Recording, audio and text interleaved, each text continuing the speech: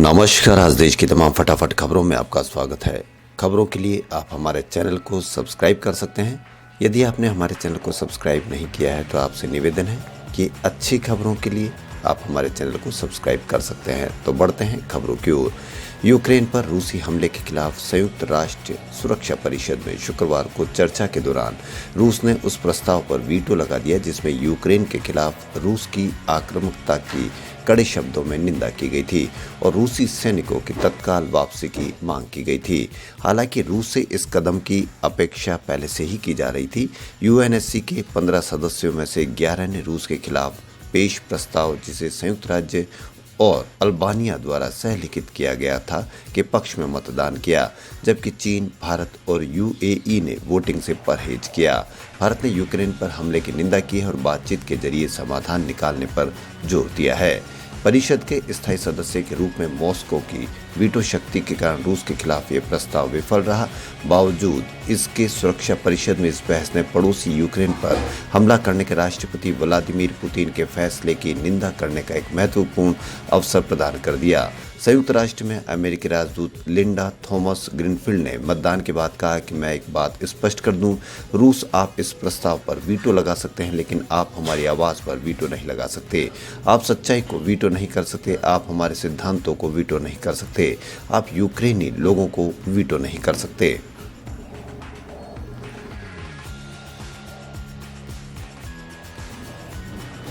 दिल्ली में शुक्रवार को मौसम ने अचानक करवट ली और शाम को बादलों की तेज गड़गड़ाहट के साथ बारिश हुई। दिल्ली समेत नोएडा, गाजियाबाद और एनसीआर के अन्य क्षेत्रों में भी बारिश देखने को मिली। देर रात तक दिल्ली में बारिश तेज हुई और ओले भी गिरे।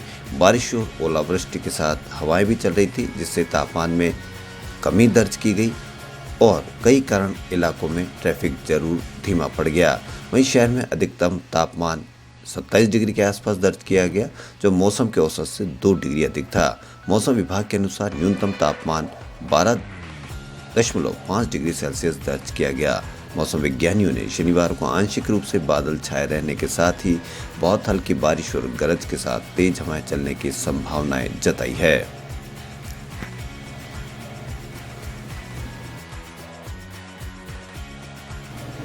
रूस के राष्ट्रपति व्लादिमीर पुतिन ने यूक्रेनी सेना से नेतृत्व को हटाने का आह्वान किया है। पुतिन की ओर से ये बात ऐसे समय कही गई जब संघर्ष के दूसरे दिन यूक्रेन की सेना रूसी सैनिकों से टक्कर लेने की कोशिश कर रही है।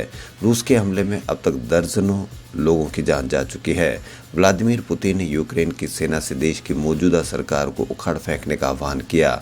उन्होंने यूक्रेन नेतृत्व को आतंकवादियों और नशे का सेवन करने वाले और नियो नाजियों का एक गिरोह बताया। पुतिन ने एक टेलीविजन संबोधन में यूक्रेनी सेना को संबोधित करते हुए बात कही। उन्होंने सेना से सत्ता अपने हाथ में लेने का आग्रह किया। पुतिन ने राष्ट्रपति वोलोडिमीर जेलेंस्की की अगुवाई वाली सरकार की ओर इशारा करते हुए कहा कि हमें ऐसा लगता है कि ड्रग एडिक्ट और नियो नाजियों के इस गिरोह की तुलना में आपके साथ सहमत होना हमारे लिए आसान होगा। रूस के राष्ट्रपति ने यूक्रेनी राष्ट्रवादियों पर रूसी सेना को उकसाने के लिए प्रमुख शहर के आवासीय क्षेत्रों में भारी हथियारों की तैनात करने का भी आरोप लगाया। उन्होंने कहा कि यूक्रेनी राष्ट्रवाद कीव और उत्तर पूर्वी शहर खार्किव सहित यूक्रेनी शहरों के आवासीय क्षेत्रों में रॉकेट लॉन्चर तैनात करने की तैयारी में थे।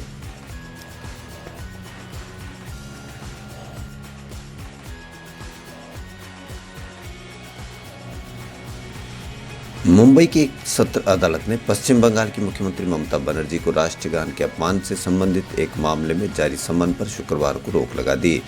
भारतीय जनता पार्टी की मुंबई इकाई के एक पदाधिकारी विवेकानंद गुप्ता ने मजिस्ट्रेट अदालत के समक्ष शिकायत दर्ज कराई थी, जिसमें आरोप लगाया गया था कि ममता बनर्जी दिसंबर 2021 में मुंबई की अपनी यात्रा के दौरान एक कार्यक्रम में राष्ट्रगान बजाए जाने के समय खड़ी नहीं हुई थी। शिकायत पर संज्ञान लेते हुए मजिस्ट्रेट अदालत ने इस महीने की शुरुआत में बनर्जी को समन जारी किया था।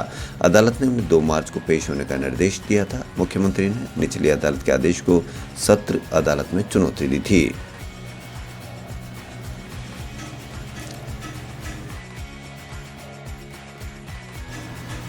रूस यूक्रेन संकट के बीच दिल्ली सराफा बाजार में गुरुवार को गोल्ड की कीमतें 1274 रुपये के गिरावट के साथ 50,913 प्रति 10 ग्राम रह गई।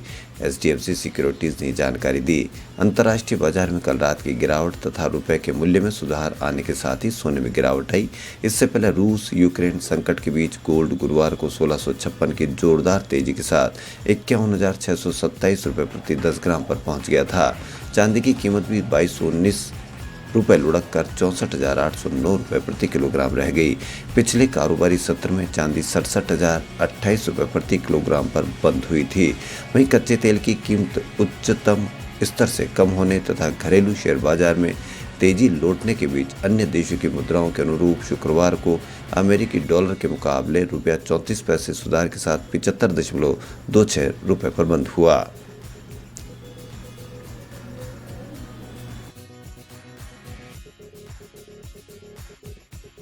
राजस्थान में बढ़ रहे अपराध को देखते हुए पुलिस मुख्यालय ने बड़ा कदम उठाया है। सभी जिलों के बड़े पुलिस थानों को घटनास्थल पर प्राथमिक जांच के लिए मोबाइल अनुसंधान यूनिट मिलेगी।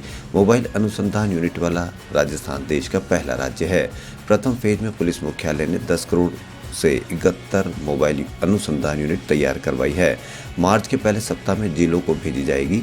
जिन जिलों में अपराध के आंकड़े ज्यादा है वहां एक से अधिक मोबाइल यूनिट भेजी जाएगी। इस मोबाइल अनुसंधान यूनिट को इस तरह से तैयार किया गया है कि किसी भी तरह के आपराधिक मामले का अनुसंधान पूर्व में किया जा सकता है।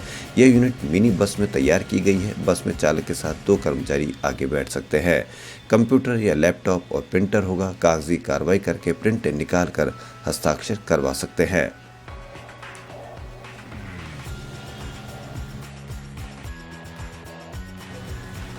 वहीं राजस्थान के सीकर जिले के खाटू श्याम जी थाना क्षेत्र में बृहस्पतिवार की शाम बोरवेल में गिरे 4.5 साल के मासूम को 24 घंटे से अधिक समय के बाद 50 फुट गहरे बोरवेल से सुरंग बनाकर सकुशल निकाल लिया गया। पुलिस अधिकारी ने इसकी जानकारी दी। सीकर पुलिस अधीक्षक कुंवर राष्ट्रदीप ने बताया कि 4.5 साल के मासूम रविंद्र को 24 घंटों से अधिक समय के बाद सकुशल और सुरक्षित निकाल लिया गया। उन्होंने बताया कि बच्चे को चिकित्सकीय जांच के लिए सामुदायिक स्वास्थ्य केंद्र में भेजा गया है। रिंग सर्किल अधिकारी सुरेंद्र सिंह ने बताया कि मासूम रविंद्र को पाइप के जरिए ऑक्सीजन दिया गया और रस्सी के सहारे पानी, दूध और बिस्किट भी पहुंचाए गए। उन्होंने बताया कि बच्चे को सकुशल सुरक्षित निकालने के लिए बोरवेल के नजदीक खुदाई कर एक गड्ढा बनाकर एक सुरंग के जरिए सकुशल बाहर निकाला गया। साउथ सुपरस्टार अजित की फिल्म वली में 24 फरवरी को सिनेमाघरों में रिलीज हो चुकी है। इस फिल्म ने रिलीज के पहले दिन ही 62.36 करोड़ रुपए की कमाई कर कई फिल्मों को पीछे छोड़ दिया। फिल्म ने तमिलनाडु में 32 करोड़ रुपए का कलेक्शन कर इस राज्य में सबसे ज्यादा कलेक्शन करने का रिकॉर्ड कायम कर लिया है। कोरोना काल के बाद से ही साउथ इंडस्ट्रीज की फिल्में लगातार बेहतरीन ओपनिंग और बॉक्स ऑफिस कलेक्शन की कमाई से रिकॉर्ड बना रही है। वहीं दूसरी तरफ देखें तो बॉलीवुड की महज सूर्यवंशी इकलौती ऐसी फिल्म है जिसने बॉक्स ऑफिस में साउथ की फिल्मों को टक्कर दी है। खबरों फिलहाल इतना ही। यदि आपको हमारा चैनल पसंद आए तो लाइक, सब्सक्राइब और शेयर अवश्य करें। धन्यवाद।